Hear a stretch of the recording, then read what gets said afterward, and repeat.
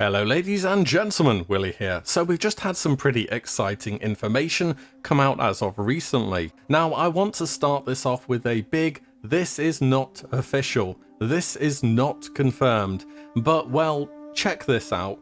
Rumours have it that Naxxramas planned for an early December release, with the Burning Crusade beta speculated as being in March or April of 2021. No doubt quite a bit sooner than many had expected, and just so you know, this is coming from one of the Nostorious core team members, whom some of which were in contact with Blizzard pre-Classic launch after they were forced to close the server that they were running, and the rumours themselves are from inside Blizzard, so that's already sounding pretty interesting.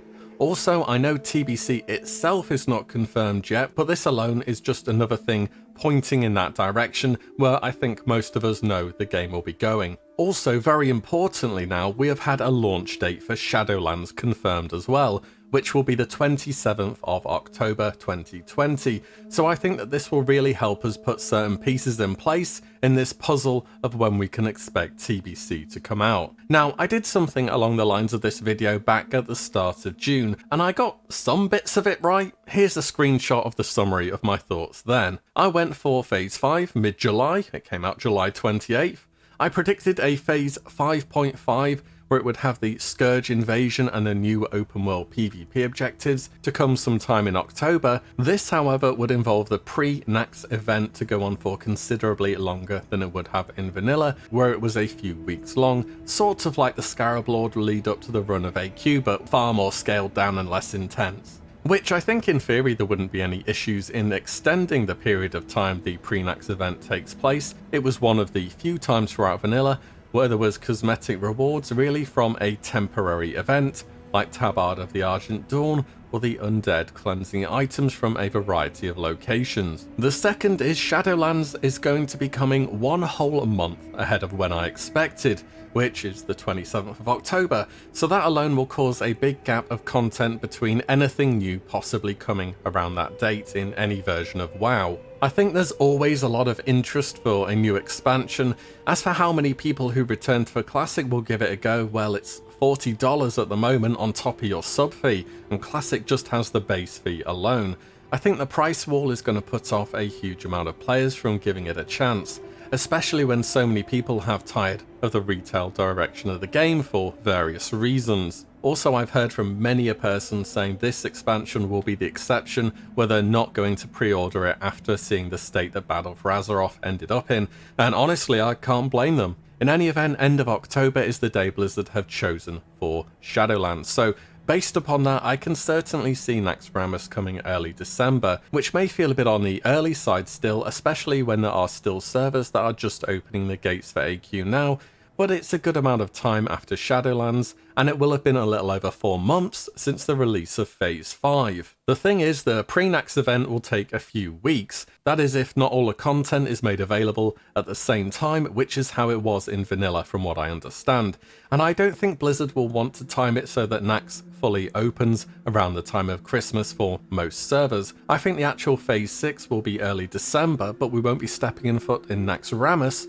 until the very start of January-ish. And with a TBC beta rumoured for March or April of 2021, that will be 3 to 4 months of Naxxramas before we go into full TBC hype mode. And looking back to Classic, it was certainly more work for Blizzard to try and fit new gameplay systems and go through their past database to dig up and see what they had available, deciding how to roll out content, itemization, talents, implementing layering, spell interactions, spell batching, melee leeway, cross-referencing things, and so on, and of course getting all that onto a Legion client at the back end. It can't have been any small task for sure, but now that that's been done once, and Blizzard themselves have echoed this sentiment, it would be a lot easier to do a second time around. The Classic WoW beta began on the 15th of May 2019, and the release date was the 27th of August 2019, about 3.5 months or so between the very first people getting their hands on the game and the end product.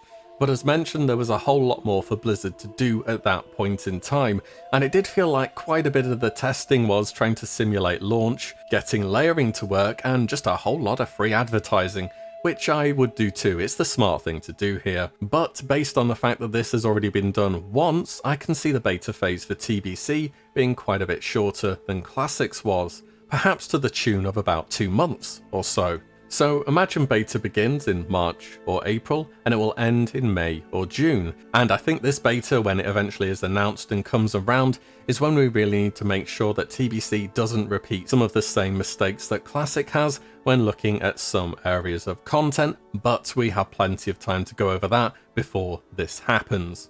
And then TBC is an expansion. I know, quite the discovery, but what do expansions have? Pre-patches. Pre-patches are typically 4 to 6 weeks prior to launch, and in the real vanilla, this was no different. For a timeline frame of reference, 1.12, the final major content patch of vanilla, was August 22nd, 2006. This wasn't the Naxxramas patch, by the way, that was 1.11. 1.12 was more of a PvP-oriented patch. 2.0.1 was the TBC pre-patch on December 5th, 2006. About 3.5 months or so after the last major patch, and TBC launched with patch 2.0.3 on January 9th, 2007, more or less exactly 1 month after the pre-patch had begun. And this pre-patch duration has held true throughout most expansions, as far as I'm aware. So I think it's quite sensible to schedule in at least 1 month after the beta for a pre-patch period, which, taking into account current rumours, a shorter beta cycle and the pre-patch time all added up, we should have a summer 2021 release in either June or July. I know last time I said April, I guess I missed a few important things out, eh? And this sounds a bit more realistic to me now I think about it some more.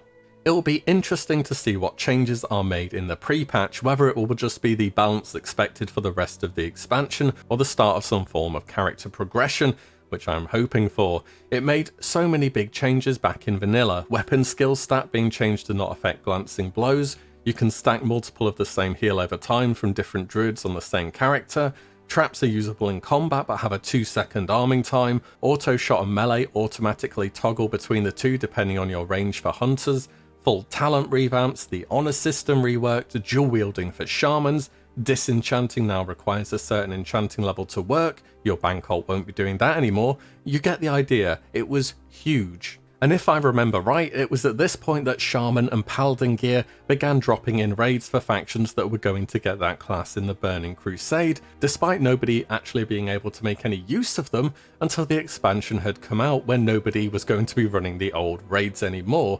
A bit of an oversight that. I'm really hoping that the pre-patch gives us the 2 new race class combos in the Draenei Shaman and Blood Elf Paladins. There's going to be a lot of people making the change, and I think it'd be for the best that you give people a chance to be on an even playing field and being at level 60 so you can go through the Dark Portal with your guild, not just be at the character creation screen when the expansion drops, though that would certainly alleviate some of the inevitable launch time drama in Hellfire Peninsula. The estimated pre-patch of at least 1 month should be a good amount of time to get up to speed level-wise and even get a bit of gear. There might even be the nerfs to XP needed between levels 20 and 60 then implemented too, making it even easier. Though mage AoE caps may also be in, so boosting meta may switch around to paladins a little bit more at that point. But at the moment, who knows? Also, putting that raid gear to use if you level fast enough to 60, I know for certain that high performance guilds would take advantage of this to go into TBC with the best chance of success. There we have it then, take 2 on TBC launch date for me, probably a bit more reasonable this time around too. What do you reckon then? Nax in December? Sounding likely? TBC beta spring 2021 and an early summer release? It could very well be. Let me know what you reckon. As always, I hope you enjoyed the video, and I'll be seeing you in the next one very soon. If you like what you see, do give the video a like and subscribe, as there will be plenty more to come. Take care guys, and I'll see you in the next one very soon.